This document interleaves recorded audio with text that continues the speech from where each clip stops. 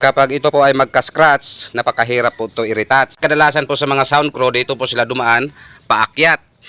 Dahil ito po ang pintura na ginagamit namin. Sa totoo, yung kulay na to, maganda lang po ito tingnan kapag bagong-bago pa.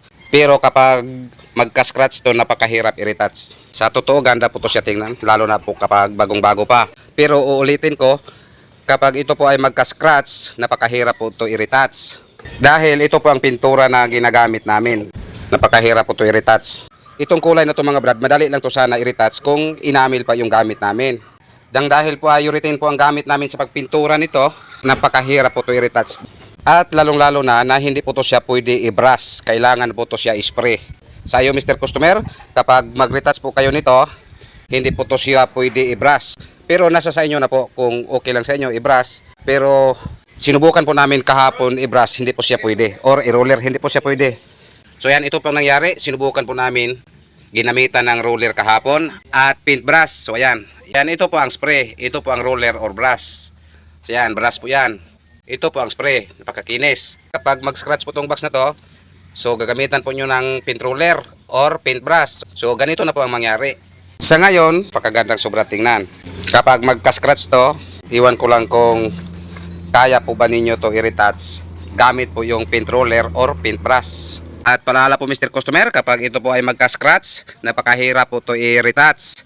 Dahil alam naman po siguro natin, kadalasan po sa mga crew or sa mga sound crew, dito po sila dumaan, paakyat.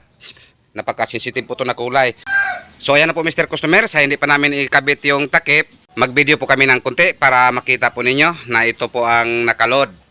So yung what's up mga brad, so ngayon may isi-sit up na naman po kami.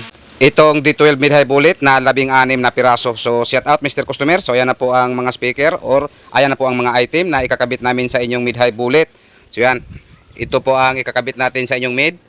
Ayan po ang model, ayan po ang watts at ito po ang brand. At ito po ang mga driver unit. So ayan. Ayan, Thunder 72, 600 watts. Live po ang brand. At ito din ang mga box na kakabitan namin itong mga speaker na to. So yan, 16 po ito na piraso. Sa hindi pa namin ikabit yung takip, mag-video po kami ng konti para makita po ninyo na ito po ang nakaload.